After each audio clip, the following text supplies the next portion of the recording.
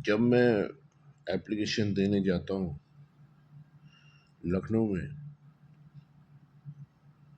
तो एप्लीकेशन लेने एक दूसरा व्यक्ति आता है और उसको हमेशा ही जांच कराते हैं बोल के जाता है। उसे उसके उसे जांच कराने का ही शौक है, मगर जांच के लिए जांच का जो मेन प्रोसेस है ना, जिससे जो है मक्खन निकलना है, मक्खन निकलने का प्रोसेस है बिलोना, और उसे ही नहीं कर रहा। तो काय बात की जांच कर रहा है, हमें दंडित कर रहा है या फिक्स कर रहा है, हमसे रंजिश निकाल रहा है। और ये कभी किया नहीं जाएगा, मैं जानता हूँ। वो इसलिए नहीं किया जाएगा क्योंकि ये प्रोसेस अगर कर लिया तो ये जितने भी हैं, इनकी सजाएं तय हो सकती हैं। वैसे इनका कब्जा हो चुका है, इनकी बदमाशी है कुर्सियों पे, इनके खिलाफ कुछ होता नहीं है, मगर फिर भी इन्हें खतरा रहता है। खतरा है कि अरे करो ही क्यों, है ना। सजाएं तय हो सकती है, तुम्हारी पोल पट्टी खुल जाएगी जो तुमने किया है ना। तुमने सिर्फ इसे इस लड़के को दंड दिया है और आज तक तुम दंड ही दे रहे हो, है ना। ऊपर से हमें जलील करता है कि मकान मकान मकान मकान, है ना। धर्मेंद्र के पेटेंट से ही अनलिमिटेड संपत्ति आ सकती है, और सिर्फ भारत की सर्कुलेट नहीं होगी, विदेशों से आ सकती है। और उसको मकान मकान कहता है, तो ये सिर्फ जलील करने में लगा हुआ है। मारुति या किसी भी कंपनी को मैं अगर साइन कर दूंगा एक ही जनरेटर, और उन्हें पता तो लगेगा ही कि आप कहाँ रह रहे हो, कैसे, वो तुरंत बोलेगा साहब मेरे किसी भी बंगले में ले रह लो, अब क्यों यहाँ इधर उधर परेशान हो रहे हो। लेकिन ये जलील मुझे मकान के लिए जो है अपमानित करता है। राजीव बंसल और ये सब जितने भी थे, इन्होंने मुझे खत्म करने की कोशिश करी ताकि इस भारत का अभ्युदय ही खत्म हो जाए। तो ये जो सीएम है यूपी का, ये क्या कर रहा है, इसने भी तो, ये भी तो वही कर रहा है।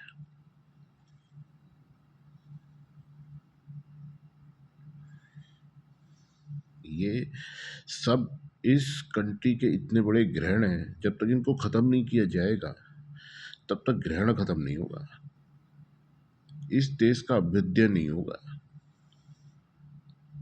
इसलिए इनका एनकाउंटर होना जरूरी है। जो वास्तविकता से भाग जाता है वो क्या कुछ भी करेगा।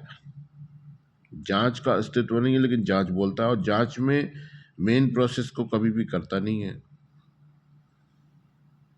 जांच करने का तो शौक है, मगर मेन प्रोसेस करने का शौक नहीं है। यहाँ बराबर आतंक जैसी स्थितियां बनाई हुई हैं। ये सब साले मिलकर मुझसे रंजिश निकालने, मुझे टॉर्चर कर रहे हैं, और कुछ नहीं है। जांच और कुछ नहीं है, प्रोसेस। इस पर भी जो मेरी वाइफ ऑलरेडी हैं, 10 साल में बनी है, उन्हें अपने कब्जे में रख के बैठा है, उन्हें नहीं देता।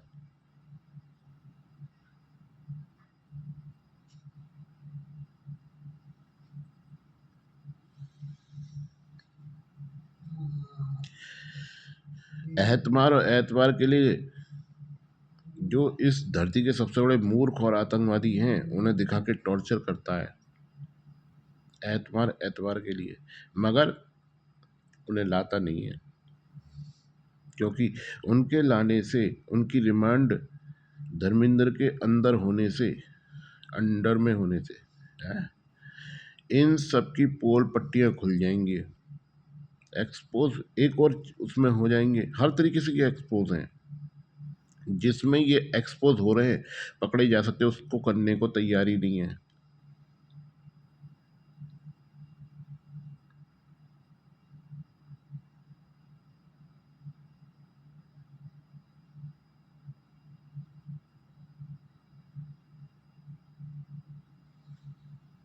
तो ये व्यक्ति आवश्यक कोई भी प्रोसेस करने को तैयार ही नहीं है। ये सिर्फ मुझे सजा दे रहा है, मेरी फैमिली को, क्योंकि इसकी लार उन पेटेंट पे, उस साइंस प्रोजेक्ट पे टपक चुकी है।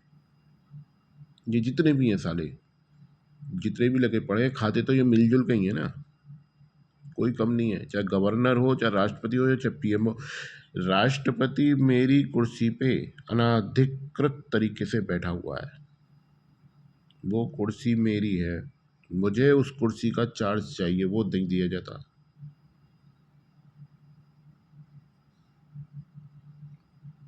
चाहे सुप्रीम कोर्ट हो, चाहे हाई कोर्ट हो, ये सब एक ही थाली के चट्टे बट्टे हैं।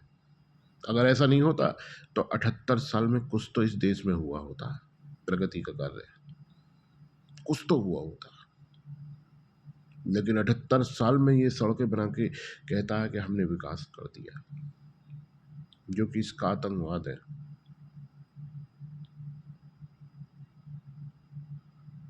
ये कहता है मैं माहौल बनाऊंगा मेरे कहने से, तो माहौल को तो तू खत्म कर रहा है। तू माहौल कहां से बनाएगा बे? ये सिर्फ मुझे, मेरे परिवार को अपने कब्जे में रख के ब्लैकमेल कर रहा है। उसे पता नहीं क्या क्या नाम देता है उन चीजों को, हमें नहीं पता इस बारे में। ब्लैकमेल कर रहा है। लेकिन इतना तय है, कुछ भी हो, इन सब की वजह से इनकी हैसियत जांच करने की नहीं है इस क्षेत्र में, और इनकी इन हरकतों की वजह से 20 साल तो राजीव बंसल ने लेट कर दिया इस देश के चरमोत्कर्ष को, और अब ये कर रहा है। 4 साल इसने किए हैं, 4 साल इसने किए, और आज भी यहाँ घुट्टी घोट रहा है।